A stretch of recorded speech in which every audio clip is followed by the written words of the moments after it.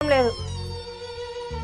వద్దు అనొద్దు సంతు, కడుపులో ఏమన్నా లేకపోతే నీరసం అయిపోతావు కదా, తిను. వద్దన్నా చెప్తే వినవా? జరుగు.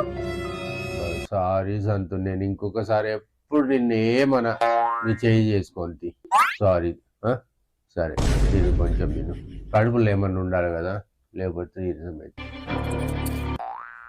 మంచి సంతు కదా, తినాలి సంతు. మరి మీరు తినరా?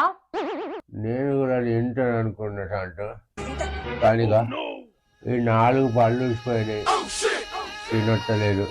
ఏమన్నా రాగి చావన్నీ ఏమన్నా వేసుకొని తింటాను.